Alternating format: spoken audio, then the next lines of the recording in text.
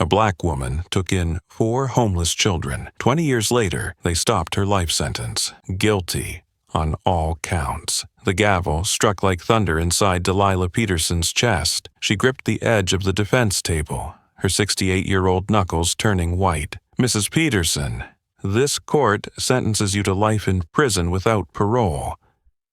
Judge Arthur Harrison's voice was steady, cold, almost mechanical. To her left, Prosecutor Riley Grant closed his folder with the precision of a man who already knew the ending.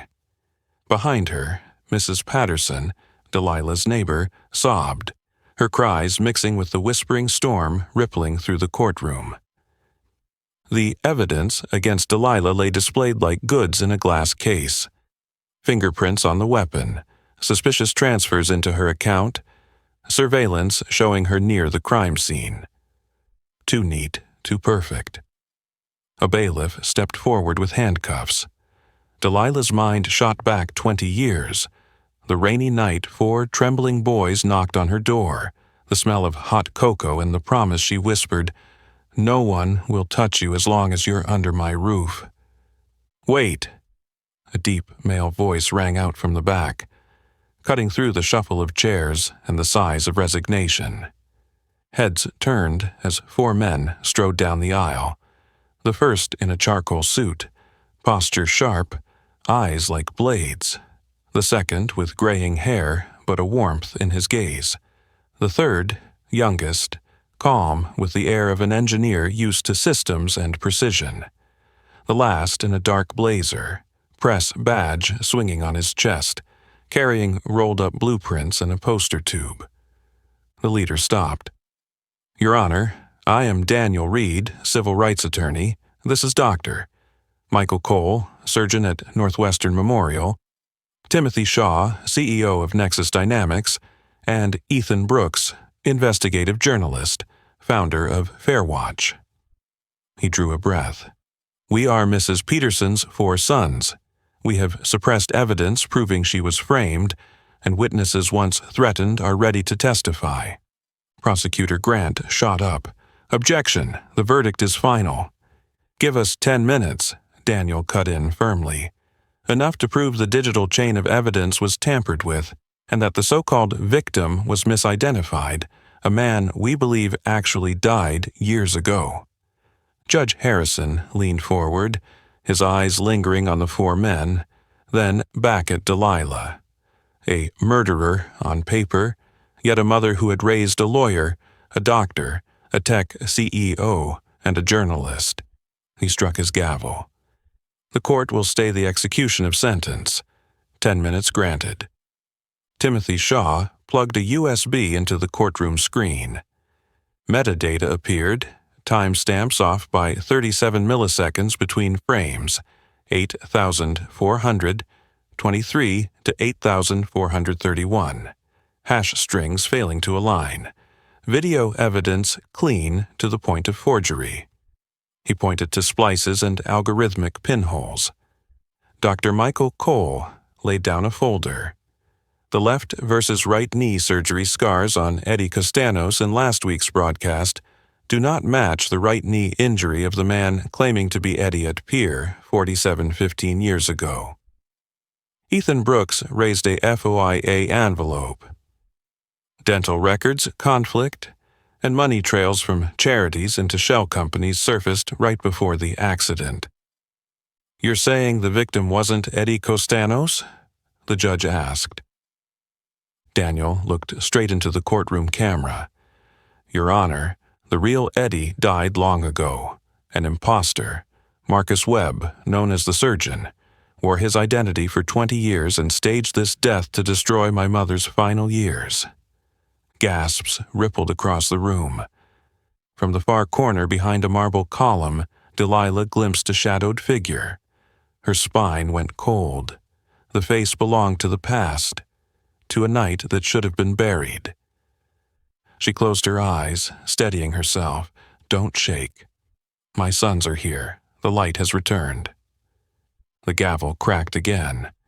"This court suspends execution of sentence. An evidentiary review will reconvene at 2 p.m. today. Judicial police, protect the defendant and the presenting parties. The handcuffs froze mid-air. Delilah sagged, then saw them. Daniel, Michael, Timothy, Ethan, closing in. Mama D, just 2 words. The ice around her heart shattered. Yet the warmth pulled back old smells of mildew, rain, a knock at 2:47 a.m., hot cocoa, a torn envelope of $25,000. And Pier, 15 years ago, the night a stray bullet ripped across her chest. Memory, cornered like a beast, roared awake. 20 years it had never slept. "Your Honor," Daniel said at last, voice low but resonant. "This all began on a rainy night 20 years ago." 2:47 a.m. The pounding on the door was like the fist of a storm. Delilah jolted out of bed, her heart racing in rhythm with the rain.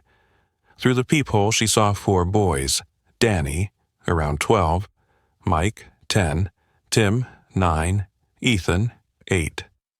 Their faces were pale, hair-drenched, sleeves torn at the elbows, a fresh scratch on Danny's cheek still bleeding. "Come in, boys. Another minute out there and you'll catch pneumonia." She opened the door. The smell of rain mixed with steaming milk. On the gas stove, cocoa simmered in a small pot. They sat around the wooden table, tiny hands wrapped around mugs, shyly murmuring, "Thank you." Ethan, the youngest, whispered, "Ma'am, are you calling the police?" Mike shook his head frantically, eyes glistening. "They won't believe us." Tim darted glances around the house, memorizing everything. Windows, locks, the wall phone cord. Danny, the eldest, spoke like a grown man. "We don't have a home anymore." They told their story in broken fragments. Their parents had died in an accident 2 years earlier. Eddie Costanos, a distant relative, took them in legally. At Eddie's house, his friends came and went. The boys worked for food. Work that no 12-year-old should ever know. Danny had planned their escape for months, waiting for a night when the men were distracted in a deal. "Could we just stay here for one night? Tomorrow we'll go." Delilah looked at them, thin but polite, eyes aged too early yet burning with hope, eyes she knew from her own childhood. She nodded. "No one touches you under this roof." One sentence, and the boys exhaled as if breaking the surface of water. On the 4th morning, a tall, gaunt man in a tailored suit stepped through the door, Eddie Costanos. 2 guards flanked him like stage props. The faint scent of cigars and expensive cologne clung to him, carried in with the rain. "Mrs. Peterson, I've come to reclaim my property." He laid a folder on the table. Guardianship papers, court orders, medical files, all valid. Then he pulled out a brown envelope. $25,000. They're not yours. Delilah heard the tick of the clock, each minute hand cutting an inner line.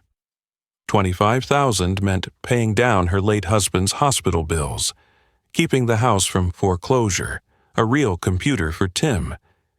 She smelled the mold of long poverty, heard the hiss of compromise. Then she lifted her eyes, the boys huddled in the hallway, hardly daring to breathe. In Danny's gaze, she saw him bracing for betrayal, the lesson life had already taught him. She took the envelope, then tore it in half. "Get out of my house, Mr. Costanos, and don't come back." Eddie's face didn't change, but his eyes thinned like cracking ice. "Very brave, Mrs. Peterson, very unwise.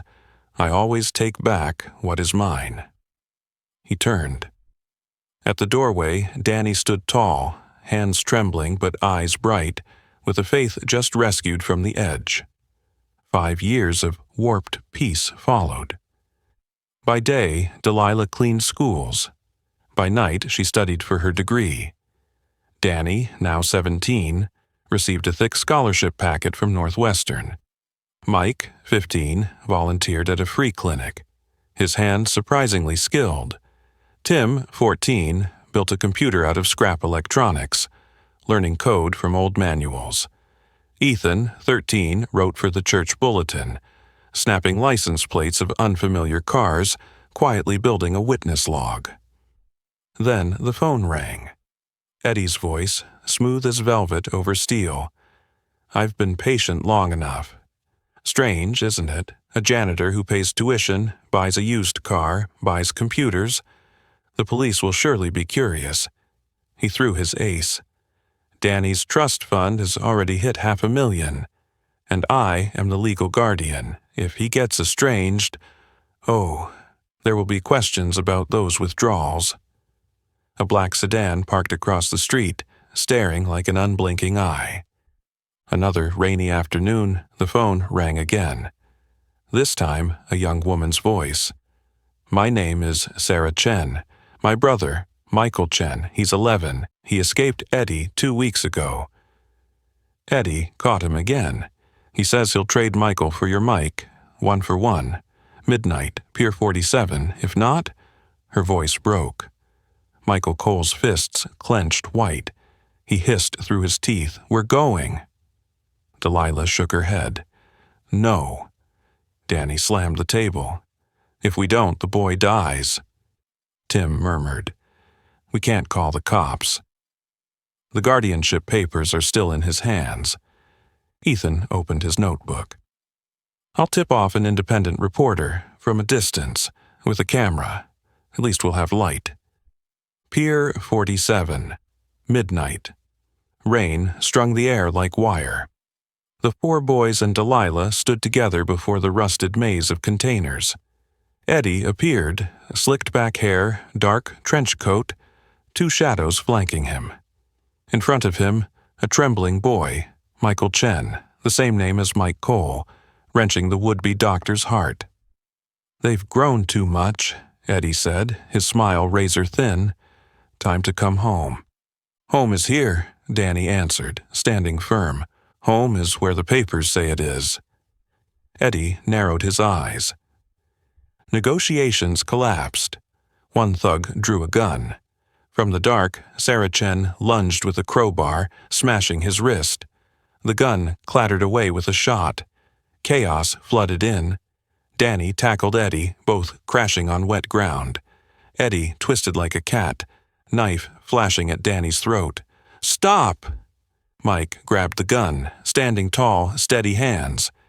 "You're a doctor. You won't pull the trigger," Eddie sneered. Crack. Mike didn't kill. He shot Eddie's right knee. Eddie buckled, the knife clattering down. At the pier's edge, Delilah wrestled the second thug. Both slid toward the barrier. Tim hurled his old laptop into the thug's face, buying a heartbeat. Danny snatched the knife, stabbed the man's shoulder, dragging his mother back to safety. They thought it was over. Then Eddie pulled a backup gun from his ankle holster. "If I can't have them, no one will." He raised it. Delilah moved like only a mother could, throwing her body in front. The bullet struck. She collapsed, 4 boys' eyes exploding with panic.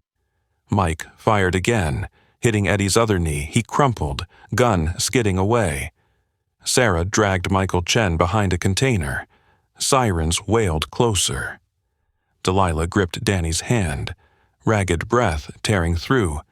"Run, all of you. Don't let them catch you." She pulled 4 envelopes from her coat, written the night before. Addresses of lawyers willing to help, lists of teachers who owed her favors, scraps of info on Danny's trust fund, and one identical line. "Even if darkness calls your name, don't become the monster." She smiled, thin and warm, like an old wool blanket. The ambulance doors shut. On the pier, the story was told by those holding the microphones. A dangerous woman kidnapped children, attacked their legal guardian. The press swallowed it whole. The police stamped it closed. Delilah went to prison. And the 4 boys? They vanished into the rain of the city. Danny embraced the law, Mike embraced medicine, Tim embraced code and digital evidence, Ethan embraced the light of the press. They made a vow, not in words, but in the burn scar across their hearts. They would come back for their mother, but only when strong enough to save her without killing. And somewhere along the lakeshore, someone was already waiting for that vow, to spring the perfect trap 20 years later. 15 years had passed since that stormy night at Pier 47. The four boys had grown into four men walking different paths, but each carried the same core forged in Delilah's small kitchen. Never betray the kindness that saved you. Danny Reed, was battle-worn in civil rights cases, accustomed to the sweat of mediation rooms and the glare of media lights. With every appeal file, he whispered one of Delilah's lines. "Justice doesn't come on its own. You have to drag it toward the light." Dr. Mike Cole had become a trauma surgeon, hands keeping people alive through hours-long operations. "No decision is worth making if it costs an innocent life," he told residents as if reminding himself. Tim Shaw, founder of Nexus Dynamics, spent years digging into data integrity, the shield he believed could defend against false narratives. He was obsessed with digital traces, hashes, timestamps, logs, obsessed with how truth could be bent by milliseconds.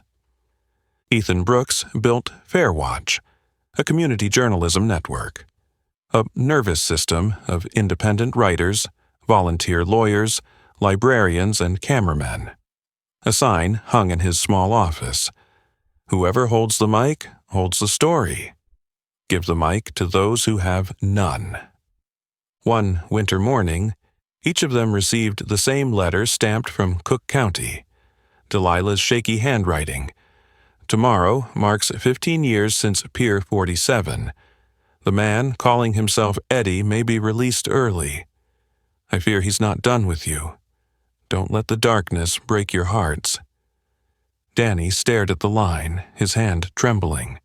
He dialed a number older than the scar on his wrist. On the other end, Mike froze. "It's really you." 2 seconds of silence stretched an ocean wide. "Let's meet, a diner halfway." They settled on a Kansas City diner, neutral, muffled. The four sat around a scratched plastic table under flickering neon. Ethan placed down a FOI response, dental charts of Eddie from recent years versus old records before Pier. "Anchor points don't match," Mike added flatly.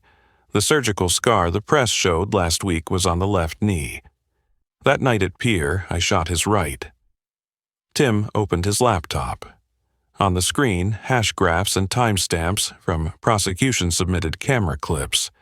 Frames 8,423 to 8,431, lag 37 milliseconds. Splice points. Mike's phone buzzed with a long-set Google alert. Body found in warehouse district identified as Edward Costanos, 68, suspected homicide. Orchestrated from prison, Delilah Peterson, the air thickened. "Son of a bitch," Danny growled. "Either he's truly dead and they're pinning it on Mom, or Eddie's been dead for years, and the imposter is staging another death to seal her coffin." Ethan, calmer than the rest, as if he'd waited for this. "Whatever the case, we need to wrench the story out of their hands." He slid Danny a list. 3 independent outlets, 2 civil rights attorneys, 1 group of librarians obsessed with microfilm.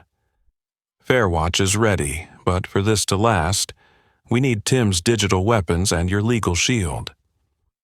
"First, we go to court," Danny said.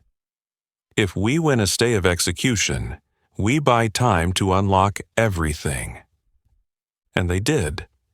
As told in Part 1, 10 minutes before Judge Harrison, 3 files and a USB shattered coincidences too clean. The cuffs froze mid-air. At 2 p.m., the court convened an evidentiary review. The 4 scattered to prepare. That very noon, Danny's phone buzzed with an encrypted email signed by an unfamiliar key. Tim glanced once. Modified military grade. The message was short. Your mother has 48 hours. Meet where it all began. Only you. Old friend. Danny read it aloud. Mike set a hand on his shoulder. Don't bring a gun. Ever. Tim nodded. Bring data, Ethan exhaled. Bring the public. Night. Pier 47 again. Wind off the lake whistled through containers, carrying back the scent of that old rain. The four stood in diamond formation. Danny at the tip, Mike to the left with his medic bag, Tim to the right with a transmitter the size of a phone, Ethan at the rear, a lapel mic clipped to his jacket. Body cams rigged by Tim streamed live to a worm vault. Write once, read many. Leased independently by Nexus. Written once, no one edits. From the shadows, a man emerged. Tall, gaunt, hands long and steady to the point of menace. Marcus Webb, the surgeon. He spoke like lecturing. Eddie was an amateur. He indulged, wasted. I cut him out, wore his name for 20 years, shaped the ecosystem so tonight you'd walk here on your own. I fed you opportunities. Northwestern had sponsors. Nexus had lucky investors. Reed had witnesses suddenly brave. I didn't kill you because I wanted to prove unconditional love is only a tale. Tonight it will shatter before your mother's eyes. You're live, Ethan said, voice low but carrying through the mic. 3 outlets, 1 public vault, you can't erase it. Tim pressed a switch. Floodlights around the pier flickered, glitching. Marcus had seeded malware in auxiliary circuits, making beams stutter to reveal his gunmen above. Sirens swelled, not 1 car, but many. Detective Ray Kowalski had Ethan's oxygen of public pressure. If cops arrived late, the whole city would see. Marcus paused a beat, then smiled. Pretty, but not enough. He tilted his head, signaling into the dark, just before SWAT stormed in. Commands barked. Marcus was cuffed. He leaned toward the camera. If I fall, contingency takes shape. Your mother will die believing you betrayed what she taught. Never kill. His words dropped into the pier like a stone. At dawn, in a police precinct lounge, Danny's phone rang again. A distorted voice. Mrs. Delilah Peterson is in a building rigged with enough explosives to erase a block. If Marcus lives past sunrise, it blows. If you call more cops, it blows. If 3 of you leave the country in 24 hours, it blows. Prove she's alive? Mike snarled. Silence. Then a voice, raw and unmistakable. Danny, it's Mom. Don't kill anyone for me. Please. Delilah, beep, beep. The line cut. The room froze. 2 doors, Danny rasped. 1, kill Marcus to save her and kill our souls. 2, stay clean and let them detonate. There's a 3rd door, Ethan said, locking eyes with each. It's called Light. Find the command hub, disable the trigger, and rip the story from their hands. Tim closed his eyes, replaying the call. Beneath the distorted voice, a steady, heavy mechanical hum. Not a generator. He searched his sound library, self-trained, pressroom.wav. Industrial printer. Danny shot up. Cook County Records and Printing, the place that churns out legal docs, court papers, writs. That's where the printers are. That's where forged files could flow, and where the infrastructure is vulnerable. Ethan texted a librarian in his network. The reply came quick.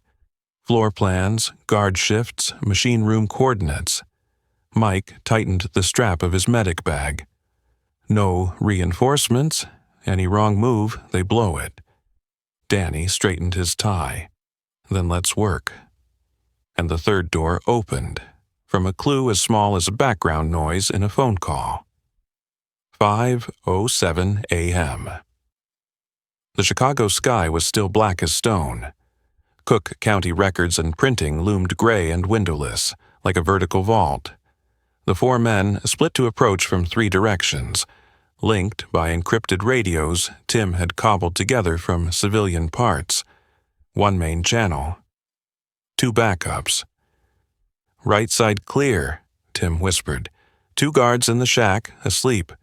Their IP cameras are streaming a perfect loop back to HQ. I swapped in pre-recorded feeds."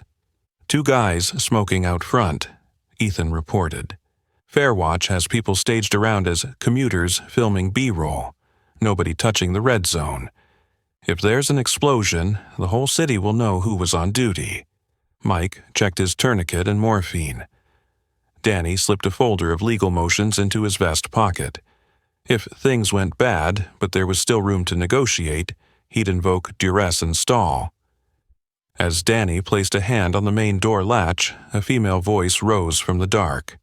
"Hello, Daniel." He spun. Sarah Chen stepped out, pistol raised, safety off. She was no longer the 19-year-old girl with a crowbar. Her eyes were steel. "Sarah, don't. We're trying to save my mother and everyone else." "And my brother?" Sarah's lips trembled, but the barrel did not. "An 11-year-old named Michael, dead 3 blocks from Pier that night from internal injuries. He died calling your names.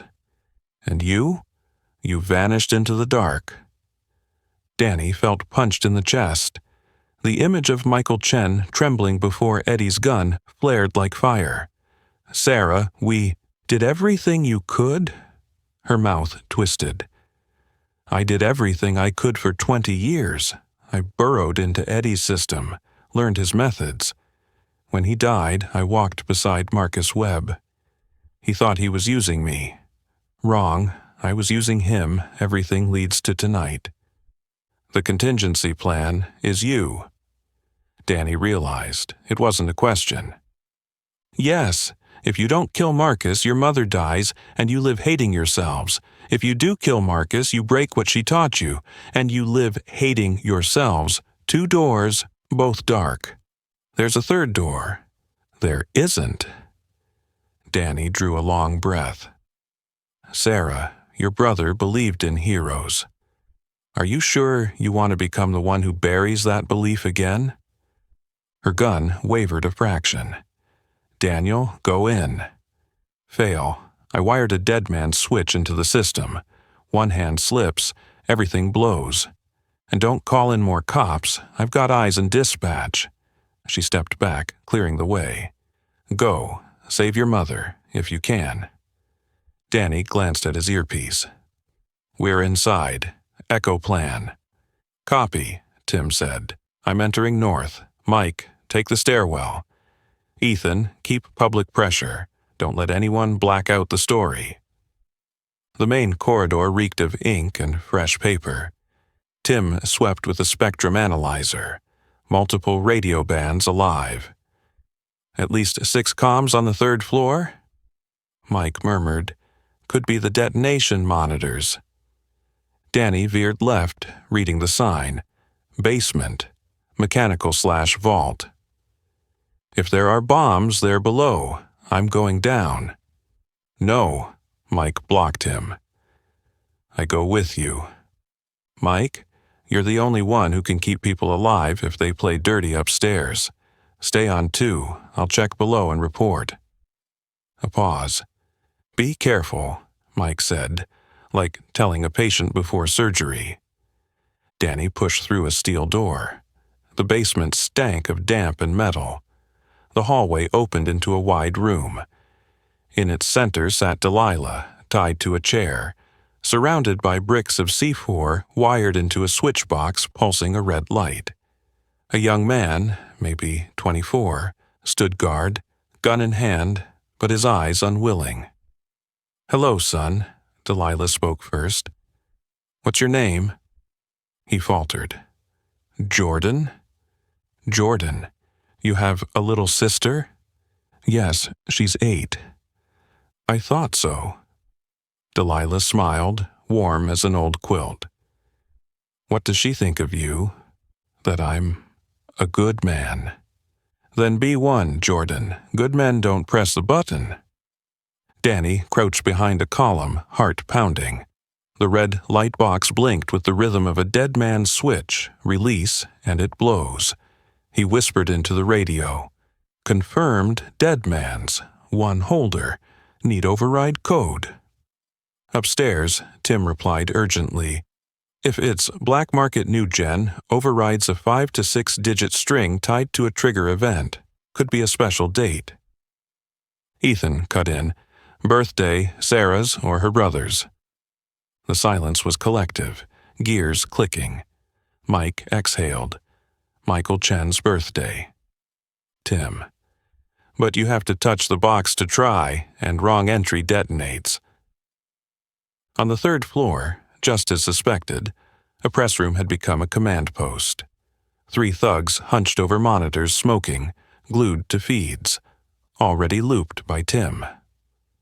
Marcus Webb sat cuffed in a rolling chair, eyes still sharp. One guard hissed, "Now what, boss?" Marcus smiled. "Now we see if they're dirty enough to live." On the first floor, Ethan stood in the lobby, streaming live from his phone. Hashtags Fairwatch tagged across 3 outlets. He spoke simply. If you hear any explosion from the records and printing building, know this. A group has been forced into a game of 2 doors, both dark. We are searching for a third. No rallying, no shouting, just describing. So hundreds of thousands of eyes became witnesses. Back in the basement, Jordan's gun hand was slick with sweat. I don't know the code." "Who does?" Danny stepped out, hands open. "She does." Jordan tilted his chin upward. "Sarah. Only her." Delilah met Danny's eyes, the same look from that kitchen long ago. Don't become a monster. "Go, Danny, talk to her. Talk with what she's missed for 20 years. Someone who remembers Michael as a boy, not an excuse. And you," she winked. "I have Jordan. He's a good man, remember?" Danny sprinted back up the stairwell like climbing out of a well.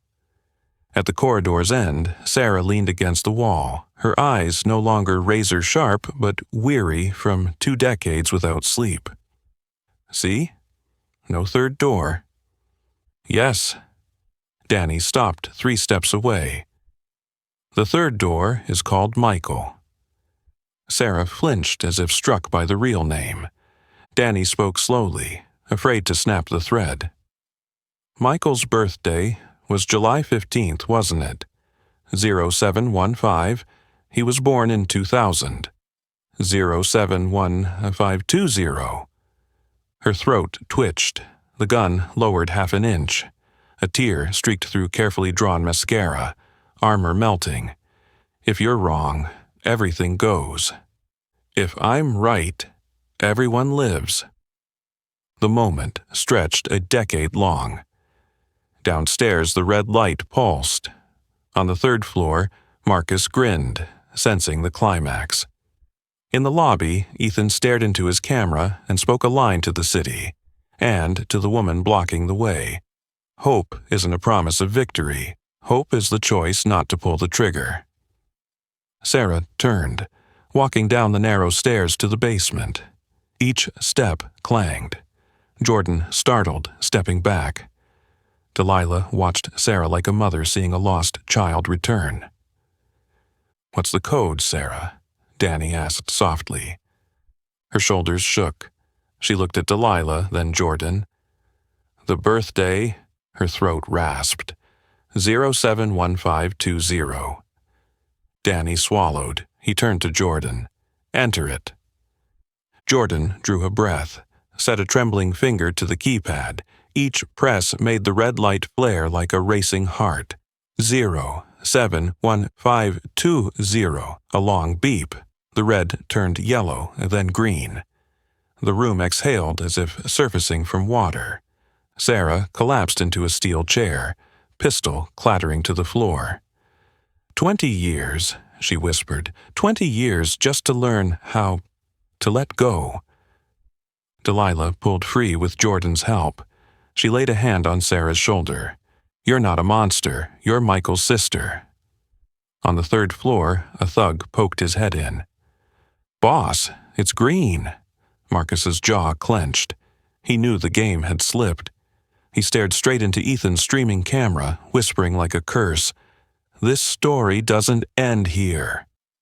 And in the basement, Delilah turned to Danny, her smile thin but warm. "Now, go save everyone, son. The third door is open." The green light on the detonator box in the basement had barely flicked on when, upstairs on the third floor, a shout ripped through the press room turned command post. "They're coming up!" The room shook with panic. On the table lay 3 monitors patched to the internal camera feeds, an embossing machine, a metal stamp still dusted with filings, and 4 stacks of court papers. Transfer orders, bail confirmations, warrants, everyone forged but perfect in form. Marcus Webb sat cuffed in a rolling chair, knees bandaged thick, grinning faintly as shadows lengthened in the doorway. Daniel led, Mike just behind, Tim slightly right with his transmitter. Ethan closing, phone in hand, streaming live. Inside, 4 gunmen stood tense. The eldest, Roy, gripped his rifle, hands trembling. "Put it down, Roy," Daniel said evenly, voice flat as a baseline in a lab. "Your wife's name is Lisa. Your daughter's 5, wears her hair in 2 pigtails. You haven't been paid in 3 weeks. And today's your last day on the clearance list." Roy jolted. Tim raised his unit. "We've read your group chat logs. Your crew keeps a funeral fund. No honest outfit has that." Mike stepped forward, gaze direct but free of judgment. "Last night, your heart rate spiked at 114. You're detoxing. You don't want your daughter seeing your face under a terrorist Chiron on TV." The room froze. Ethan lowered the camera to chest height so the lens caught faces, not barrels. "Over 200,000 people are watching live," he said softly. "If you lay your guns down, they'll see a father make the right choice in the 90th minute." Roy clenched his jaw. The 2 younger men exchanged a look. A metallic click, guns set on the table. The third hesitated, then slid his weapon aside. Daniel stepped in, hands empty. "Thank you." He pointed at the middle screen. "Who signed the order transferring Marcus Webb from Holding this morning?" Roy exhaled. "The paperwork came from here." He gestured to the stamp and forged stack. "We just followed orders." Tim lifted a sheet to the light. Form 1027-C. Seal Series is 1 generation off. Someone here held the master key, printed the order, faxed it through an internal line. Rookie on night shift didn't dare question it. Ethan swung the lens to the embossing machine. This is how they planted truth in records, not a story, paperwork. A faint groan. In the corner, tied to a chair, Detective Ray Kowalski raised his head, lip purple, bruise streaked across his cheek. Daniel rushed to untie him, Mike checking quickly, pupils, pulse, airway. Stable, concussion, no fracture. Ray gripped Daniel's hand. "I followed your signal, came in through the freight route, got jumped." "The bomb?" "Defused," Daniel said flatly. Ray nodded, eyes sweeping the young men. "Good, end it here." Marcus sneered. "And you think cutting 1 fuse solves applied ethics, a counselor? You just live-streamed these men's faces," he nodded at Roy's crew, "and marked them for life." Ethan raised his head, steady. "Number you, mark them when you put their names on a kill list. Broadcasting them choosing otherwise is their last chance, for them and their families." Marcus barked a laugh, hoarse with loss. "Fine. Where's your truth then? These?" He jerked his chin toward the machine. "Tomorrow they'll say you staged a fake print run. They'll call Pier a deep fake. Truth is a commodity now, and I sell at the highest bid." "No," Tim murmured. "You sell smoke. We store stone." He set his transmitter on the desk. "Every byte from Pier till now is logged into worm vaults in 3 regions, hashed publicly. Here we've imaged your embossing press, your stamp, your forged batches, and—" He yanked open a drawer, pulling a sealed box. "The original transfer order you signed yourself, Marcus. Inked signature." Marcus stiffened, sweat trailing at his temple. "You're not alone," Ethan said, tilting the lens onto Marcus's face. "You have sponsors, people who love revenge through systems. But Sarah let go of the trigger. They don't have a switch anymore." At her name, the room softened. Sarah Chen stepped into the doorway, not the cold soldier, but a woman whose tears still glistened, hands trembling. "The green light downstairs was me," she said, each word like notarized truth. "Override code 071520. I'll testify how we forged orders, manipulated records, and why killing didn't bring my brother back." Roy stared at her, then at Marcus. The 2 younger men whispered, "Deal."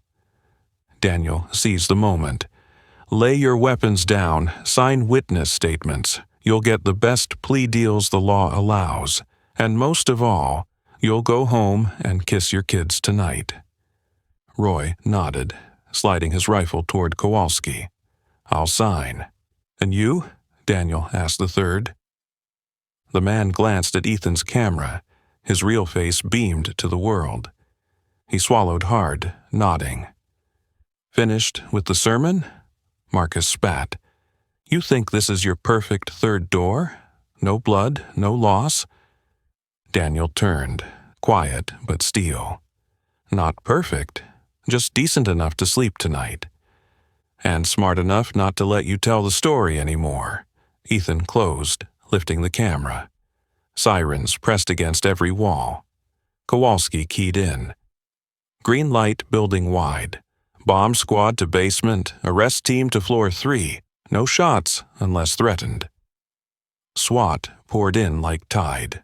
Roy and the 2 younger men dropped to their knees, hands behind heads. Sarah set her pistol on the desk, raised her arms, eyes fixed on Delilah. Stepping from the elevator, walking on her own, Jordan steadying her. Delilah halted at the threshold. For a beat the room hushed, awaiting judgment. She looked at Marcus, who had tried rewriting her life for 20 years, and said nothing. She turned instead to Sarah, cupping her face, thumb wiping smeared mascara. "Come home with us." Then to Jordan. "You too." The young man bit his lip, nodding. Prosecutor Riley Grant appeared in the doorway with aides. His gaze swept, stamp, box, Kowalski's bruised face. "You've just created a storm," he said. Daniel replied, "No, sir, the storm's been here. We just pulled the clouds apart so everyone could see." Riley pressed his lips, already calculating. Court at 2 o'clock would burn.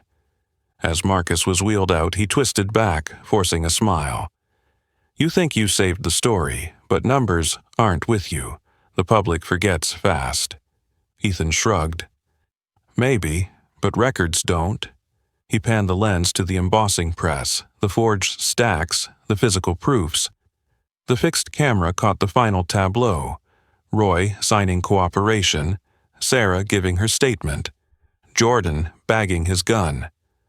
On the wall behind, a hand-drawn map revealed Marcus's network, red marks across the city, lawyers, officials, fake trusts. Daniel stared at it like the roots of a poisonous tree. "We just cut the trunk and low branches," he murmured to Tim. "The roots wait in court." Tim nodded. "And in the public eye." Ethan added, "And in the records, Mike. And in men like Roy." Delilah ended with a sigh, touched by a smile. "And in good sons."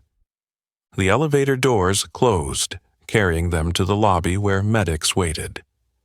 Outside, the sun pulled a thin orange line across the horizon. At 2 o'clock, the court would reconvene to review evidence. The four sons clasped their mother's hands tightly.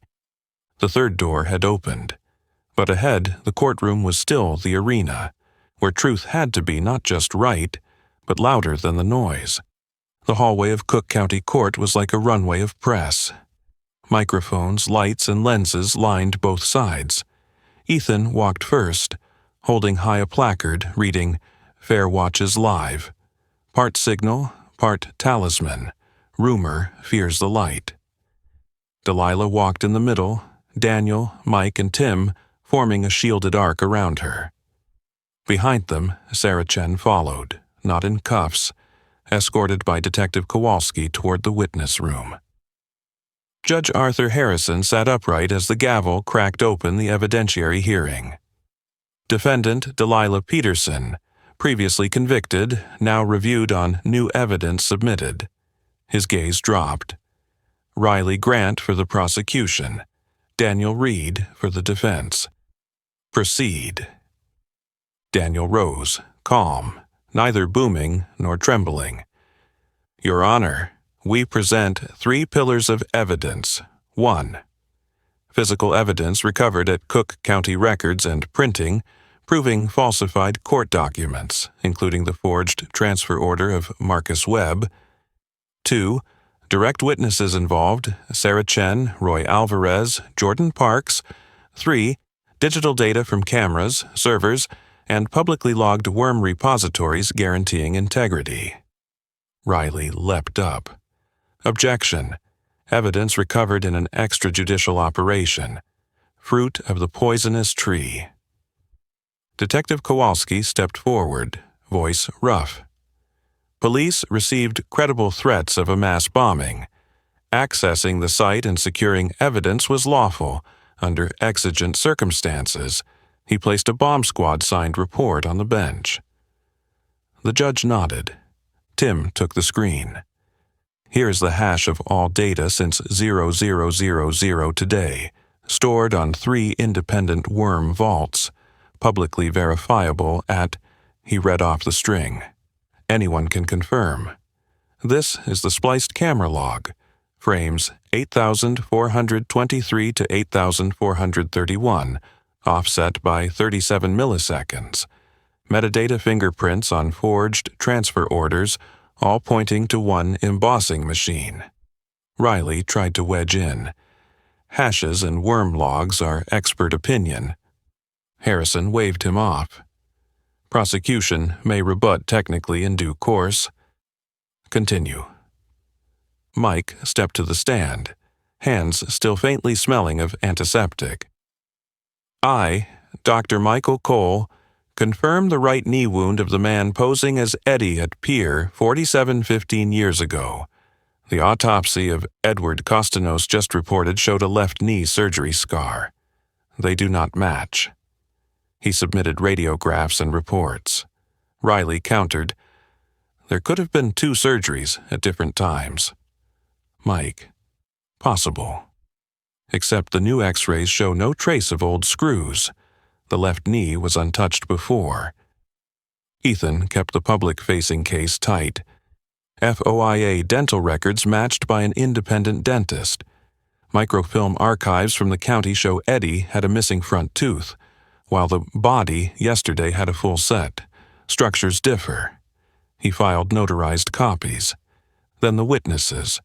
Roy Alvarez, trembling, told of liquidation lists, late pay, an internal funeral fund, and orders from the surgeon. Jordan Parks recounted the dead man's switch, his 8-year-old sister, and Delilah's question, what does your sister think of her brother? Finally, Sarah Chen. The courtroom hushed as she placed her hand on the Bible, or swore by procedure, her voice rough. I designed the contingency plan. I held the override code 071520, Michael Chen's birthday, my brother. I chased vengeance for 20 years. Tonight, I learned revenge does not bring the dead back. I am ready to testify about the forged orders, the red points, and the sponsors. Names? Daniel asked. Sarah glanced at Ethan, then locked on the judge. Some are not physically here. The sealed list is in a USB given to Det, Kowalski. Reason for sealing? Riley pressed. To protect witness lives and not derail an ongoing federal investigation. Kowalski confirmed. Correct. Riley pivoted to attack, harping on extrajudicial, possible staging, Sarah's motive. He floated a theory. Delilah coordinated Sarah from prison, staging a play to save herself. Daniel rose before his turn.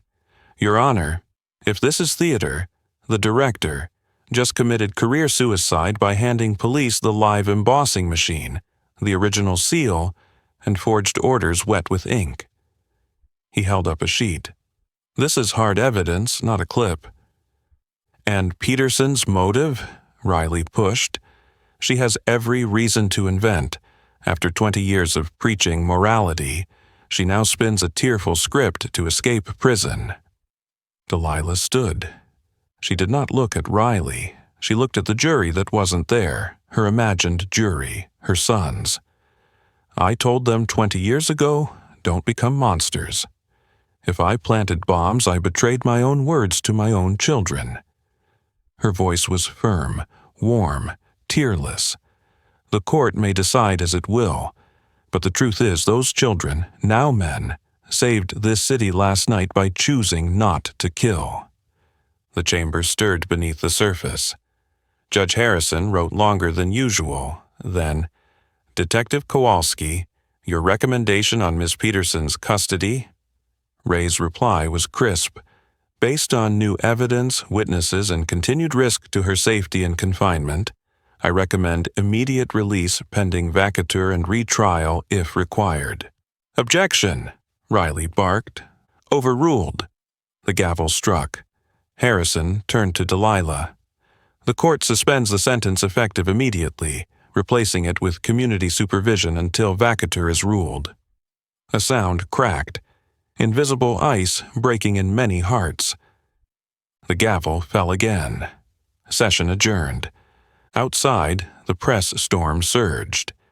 Ethan raised his hand toward the lens, said only, Last night, people lived because one person didn't press the switch and a few men laid their guns down.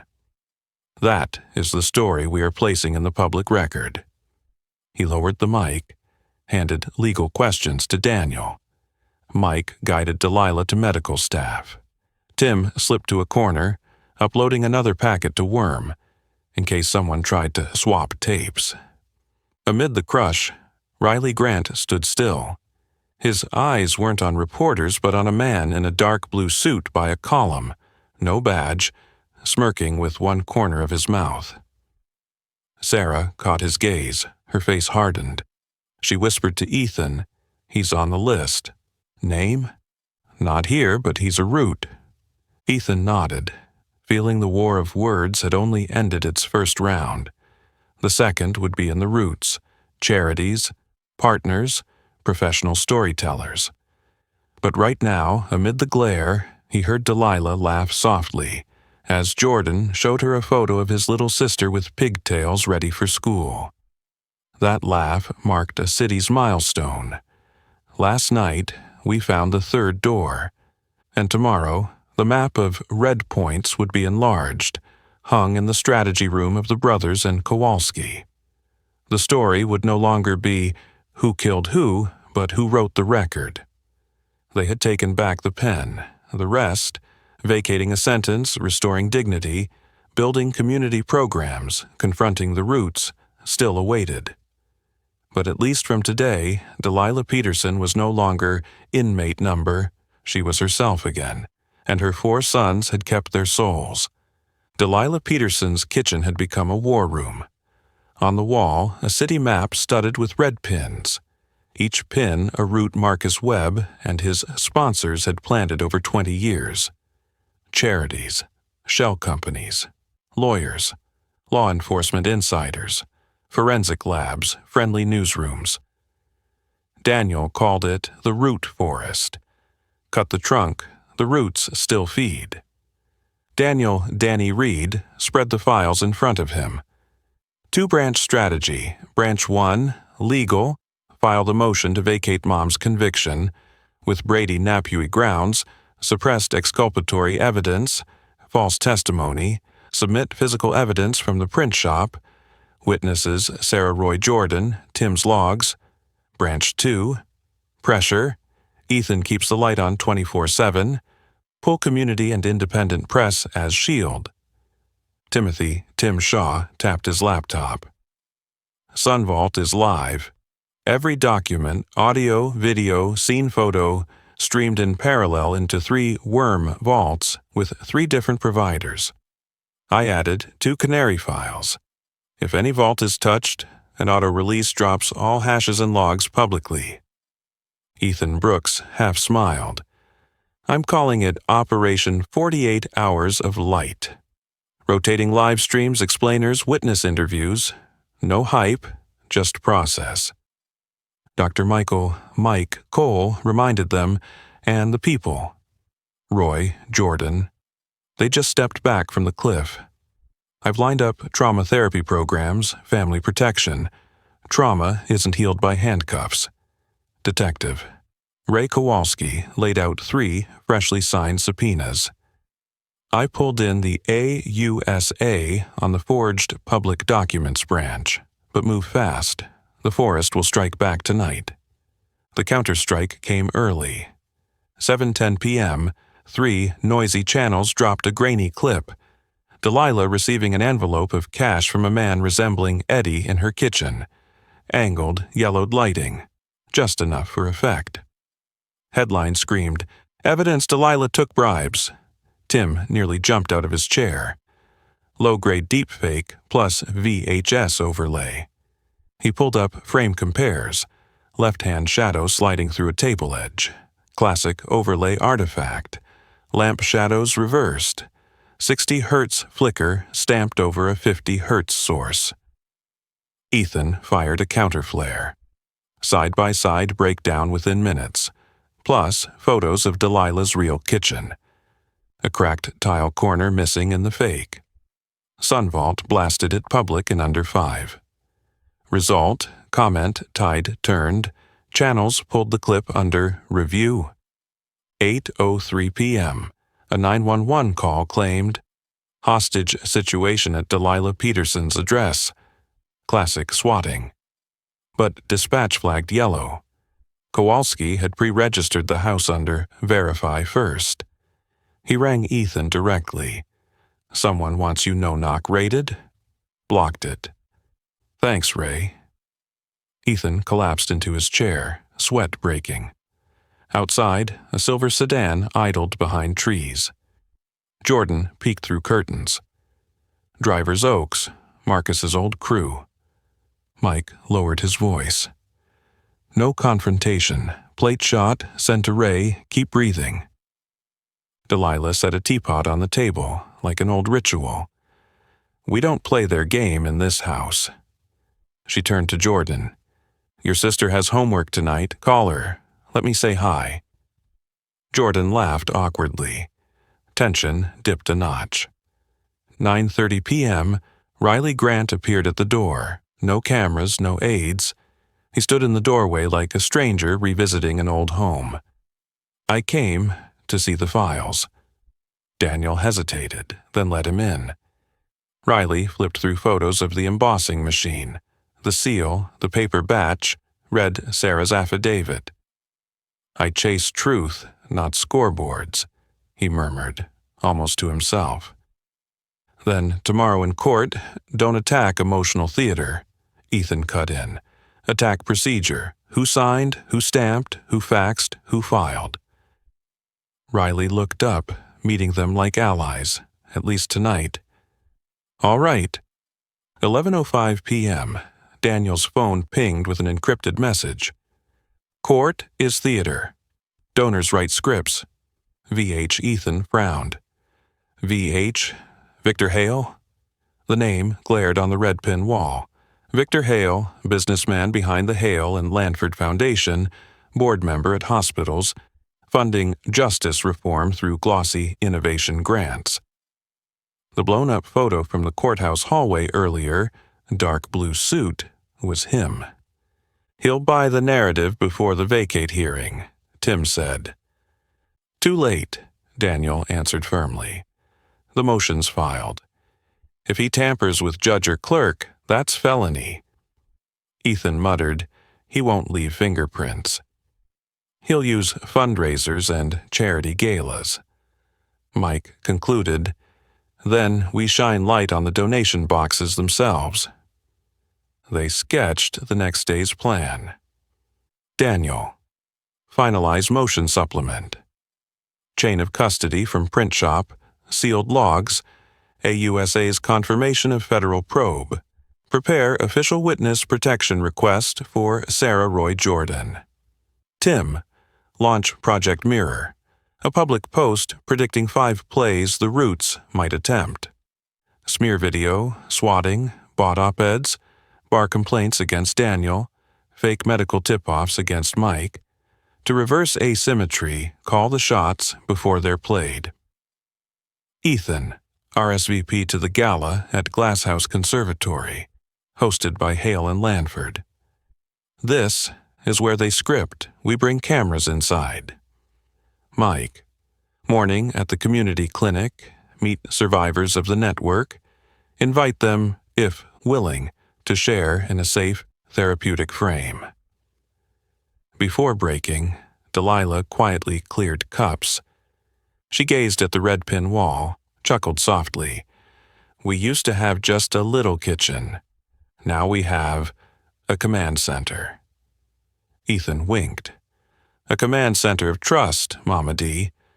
Daniel pushed his chair back, speaking to the whole room. "No one touches anyone tonight. Tomorrow, we touch their story." Jordan piped up, "My sister, Maya, wants to send everyone a goodnight video." The metal and paper wall paused for a beat, replaced by a child's giggling voice over a phone screen, the sound that made the root forest feel smaller. Outside, the silver sedan had gone, but on Tim's monitor a beacon planted in its fake plate pinged from a riverside warehouse. He marked it red. Hale's got a logistics hub. After vacate, Daniel reminded, "Don't split focus."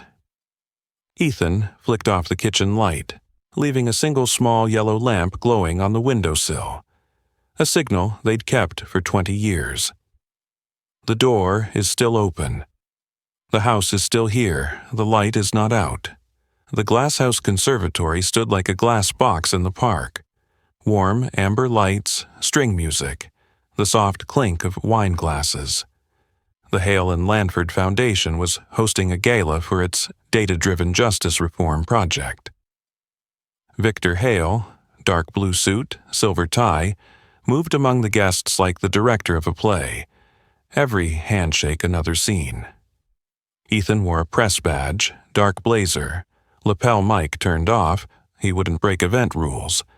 But Tim's body cam, hidden in a button, was rolling. Operation Mirror wasn't a trap, it was a reflection, letting others expose themselves before the public. Legal ground had been cleared by Daniel and Detective Kowalski. No soliciting crime, no incitement, just record if the other side offered witness tampering. Sarah Chen arrived late, in a plain black dress. She walked alone into the atrium and paused beneath the glass mezzanine where Victor was laughing with donors.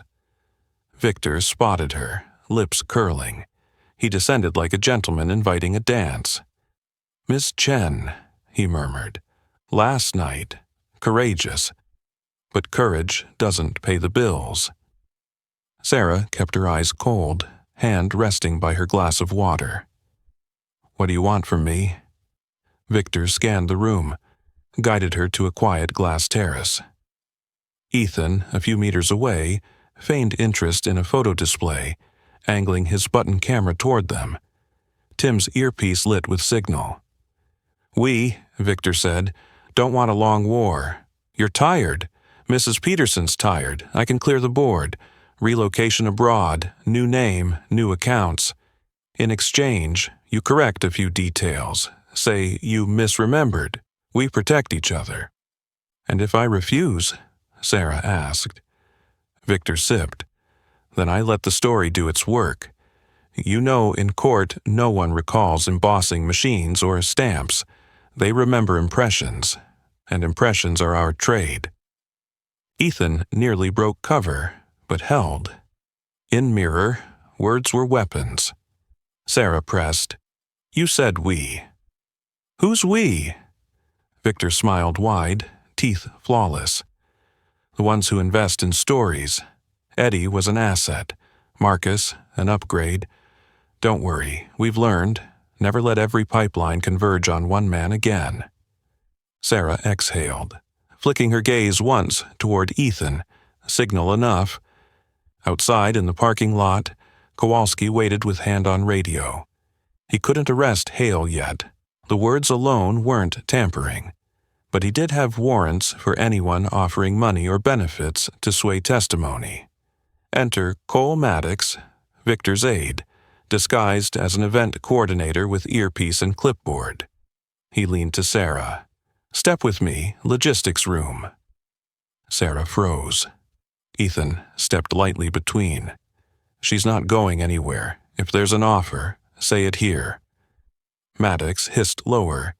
"We'll channel 100,000 into a charity named for your brother." "You just confirmed to press the green light in the basement was a code entry error."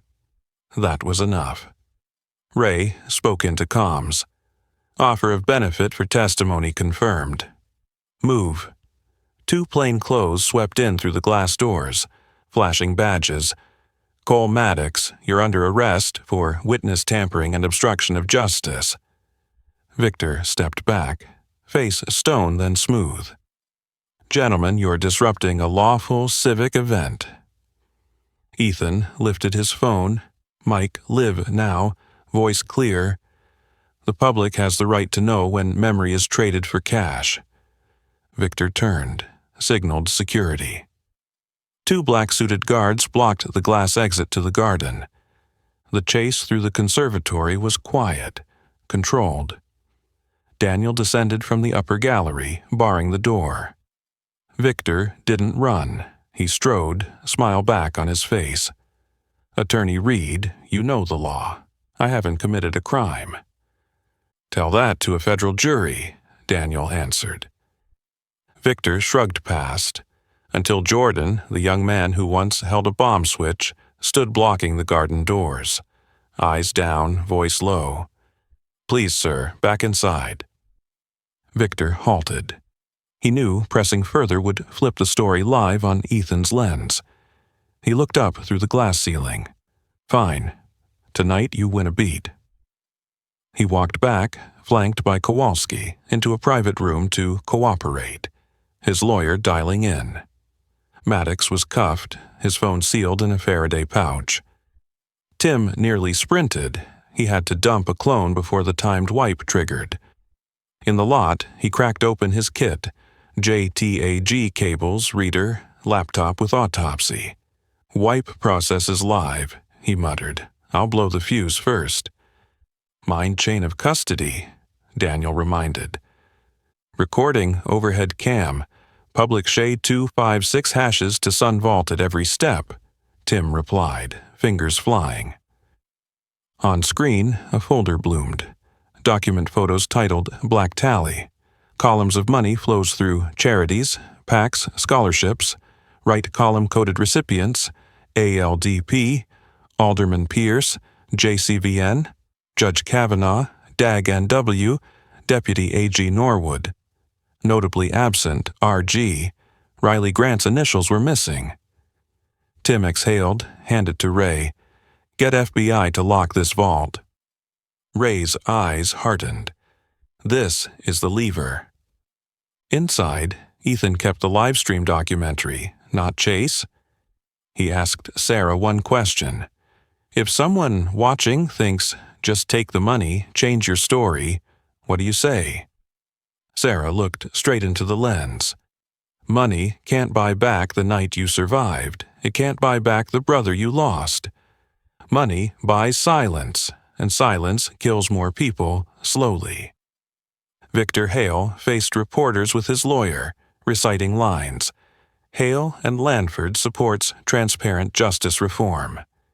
If any employee overstepped, we will cooperate fully. No admission, no denial, just polished fog. But Ethan already had film from the glass terrace and Maddox's offer on audio.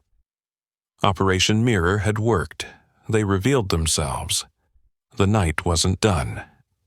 Back at Delilah's house, they hadn't removed coats when the acrid smell hit.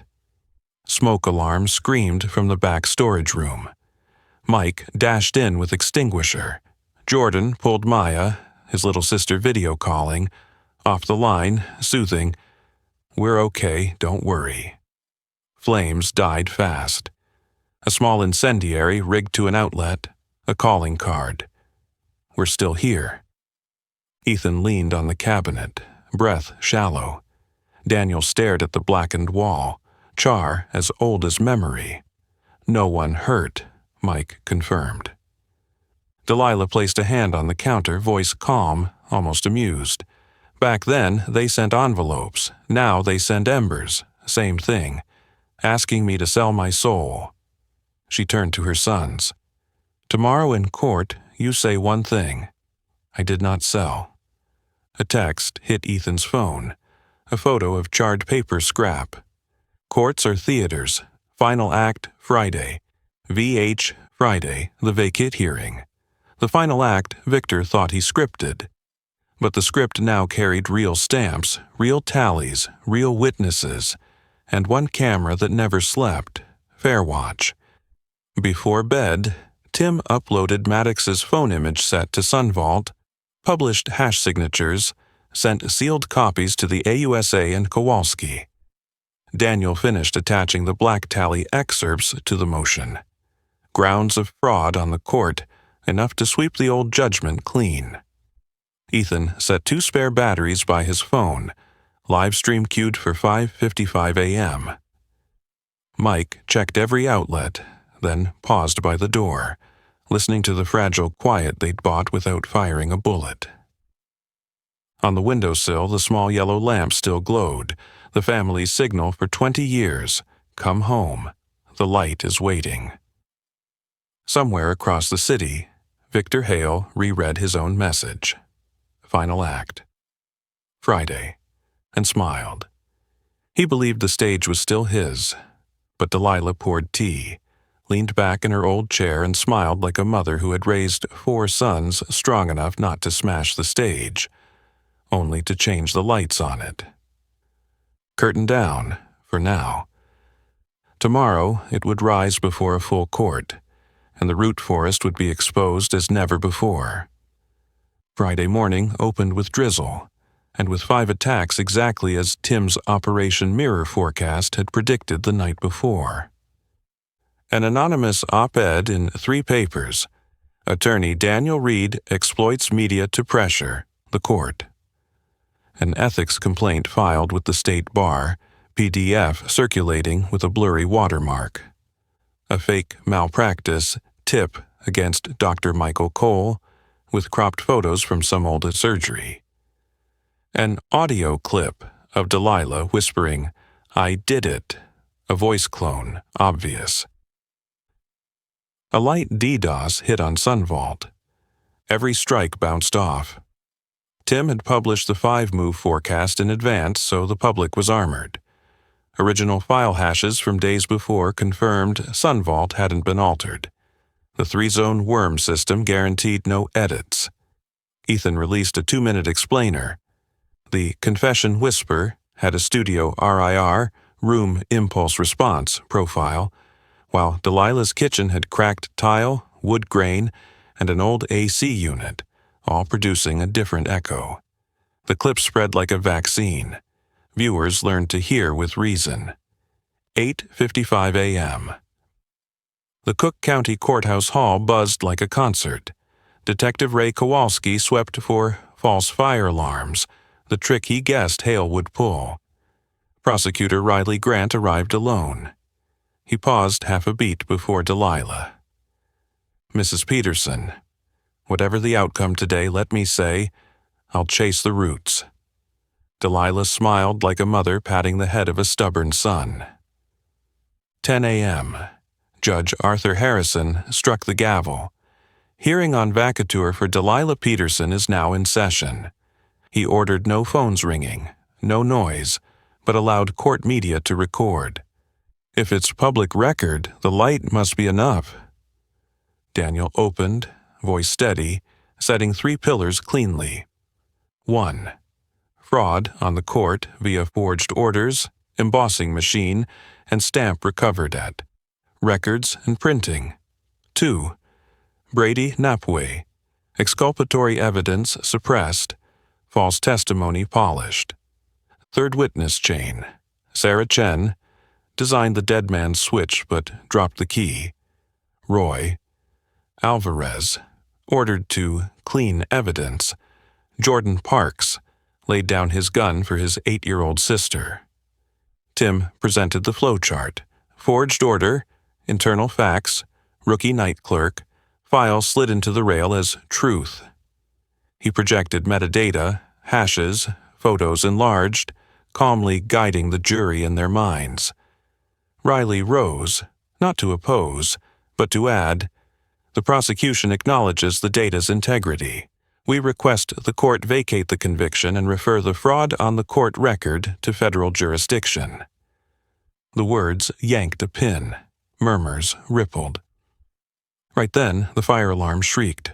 Old trick. Harrison frowned. Ray keyed radio. 4th floor kitchen, fake smoke. Hold session. His pre-protocol with fire crews kicked in. Verify before evacuate. 2 taut minutes.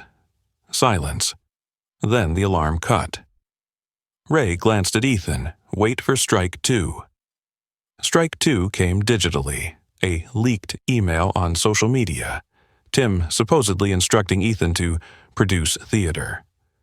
Tim smirked, pulled Sunvald. "Here's the real email. Wednesday afternoon, subject line, script. But script here means technical script, setup, hash, worm, release procedures to avoid poisoned fruit. I posted it last night. On screen, the genuine text burned the leak to ash." Lesson of the day, script doesn't always mean drama. Sarah Chen took the stand. She told it uncut. 20 years of hate. Pier night, code 071520, as Michael's birthday, the moment her hand let go. "I thought the iron arm kept me safe. It only made a whole city tremble. I chose the 3rd door when I remembered my brother was human." Her voice did not break, but it warmed. Roy and Jordan followed, each carrying a family in their eyes. The AUSA, invited amicus, rose. The forged public documents cases opened. The black tally ledger from Cole Maddox's phone, sealed, ties PAC's Foundation's officials. Victor Hale is being invited to cooperate. The chamber froze for a beat, like ice cracking down to the roots. Harrison leaned back, flipping his notes. He looked at Delilah longer than a moment. "Mrs. Peterson," he said slowly, "I've sat this bench 30 years. Rarely have I seen the machinery used so smoothly to weave false stories. Perhaps this court and I owe you an apology for trusting paper before listening to people." The gavel struck. "This court vacates the conviction of Delilah Peterson for systemic fraud on the court. A full acquittal order will follow upon confirmation of no retrial from the Attorney General. Witness protection is ordered for Sarah Chen, Roy Alvarez, Jordan Parks. Forgery records referred to federal court." A breath burst from the gallery. Danny squeezed Mike's hand. Tim bowed his head, imagining a hash for this moment, wishing there were hashes for feelings. Ethan didn't live stream. He snapped one photo, Delilah's hand on Sarah's shoulder, an image of the city's better self. Outside, the press forest bristled. Riley Grant stepped up, voice measured but clear. As prosecutor, we will work with federal authorities on forgery and obstruction. And I, Riley Grant, recuse myself from all related cases to avoid conflict. A reporter asked, "Do you regret?" He swallowed. "Yes, and I'll repay it by doing the rest right." Victor Hale did not appear. His lawyer issued a line, "Charitable donations misinterpreted maliciously."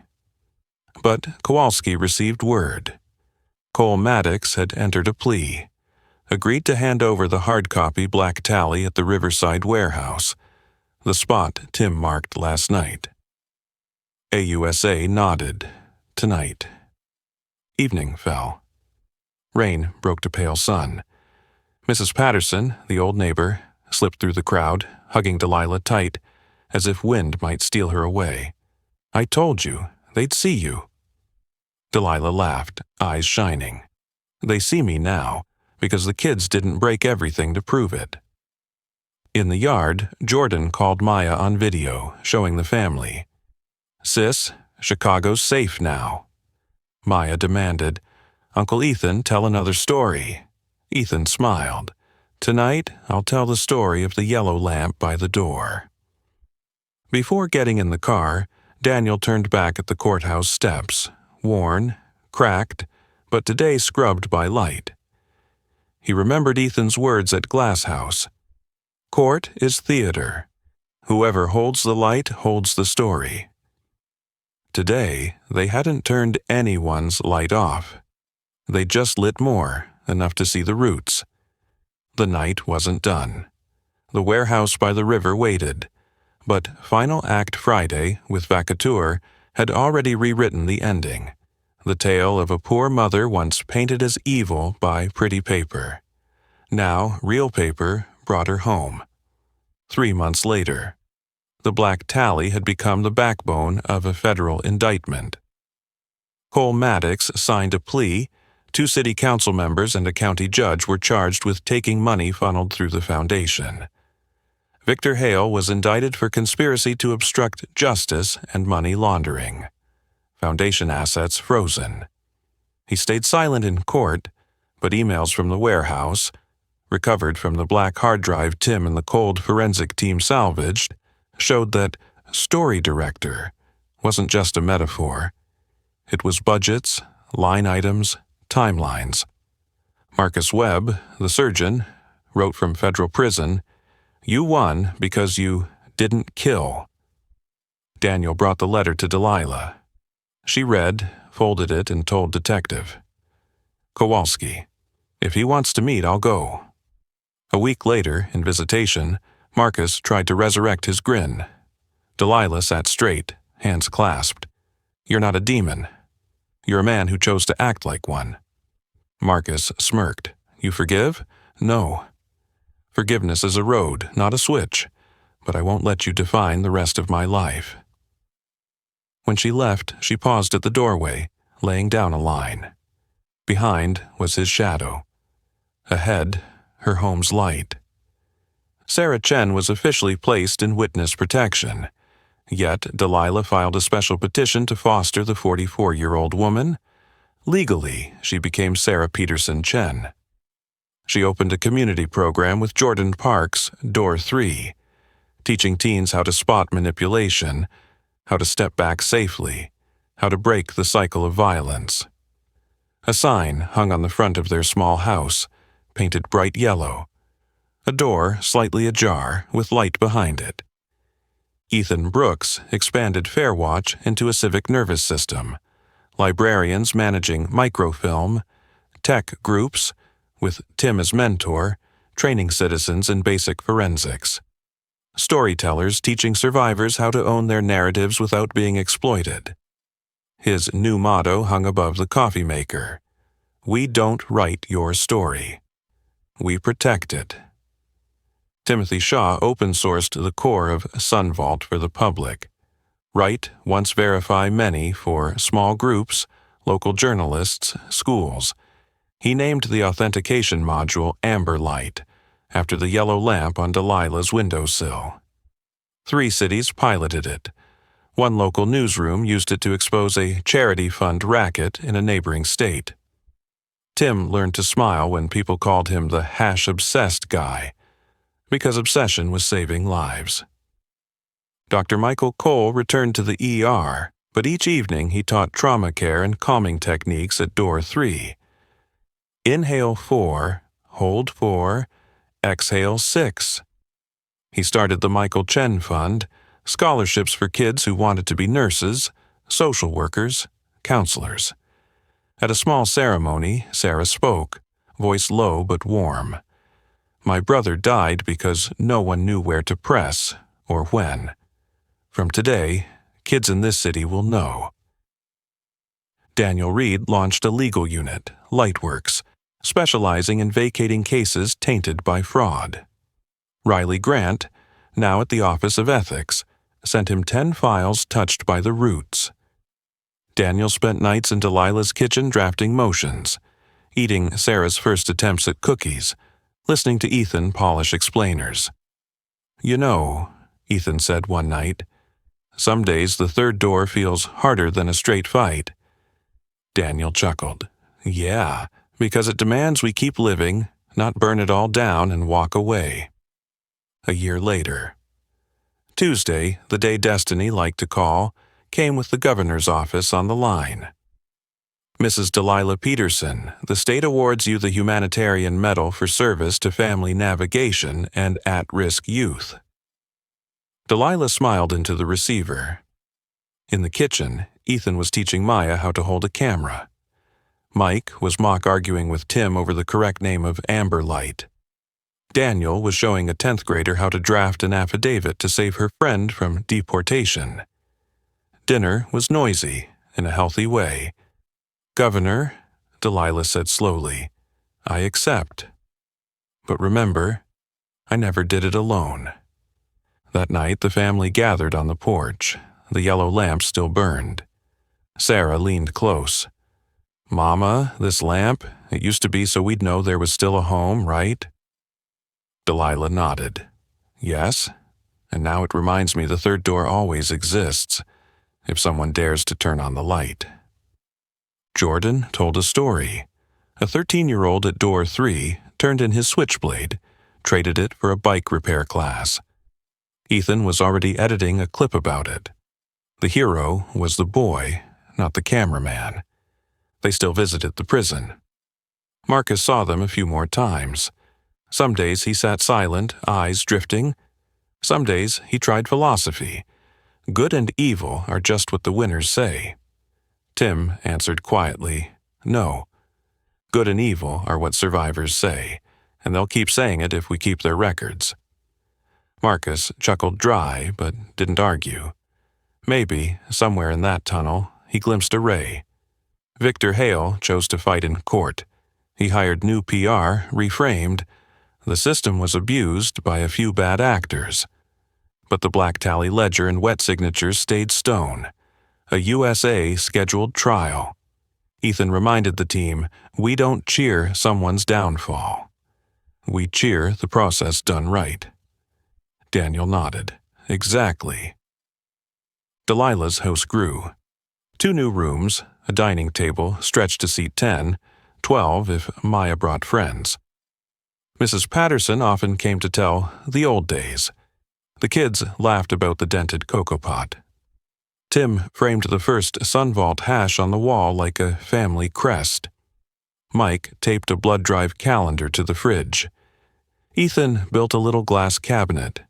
Inside, a model of a right knee screw, a cracked kitchen tile, a child's scrawl on paper. The third door. Some nights were heavy, Ethan admitted to camera. I wanted to curse, I wanted to smash things, but Mama D said, if you smash it, who cleans? He turned to Delilah. She smiled. Smashing feels good. Cleaning rebuilds the house. We chose to rebuild. Everyone laughed. And that laughter, strangely, didn't vanish. It lingered on the shelves, curled into the law books, and fell asleep in the yellow lamp. Epilogue. One Sunday afternoon, Door 3 held its first graduation. Sarah handed a certificate to a teen who once stood at a dark alley's edge. He looked at Delilah. "Can I call you Mama D?" Delilah opened her arms. No answer needed. On the sidelines, Ethan asked Daniel, "Hey, if that night at Pier we'd shot Marcus in the chest, maybe it would have been faster." Daniel looked across the long table where Mike was teaching kids to wrap bandages, Tim showing Maya a hash string, Sarah laughing freely, Jordan fetching lemonade. "Faster," he said, "but fewer people in this picture." Ethan nodded, raised his camera, and snapped a frame with all of them. That photo was later printed and placed beneath the yellow lamp, the ones who chose the third door. On the walk home, Delilah paused at the gate, hand flicking the yellow light as a reflex. She remembered the rainy night 20 years earlier, 4 shivering boys asking, "Are you calling the cops?" She hadn't.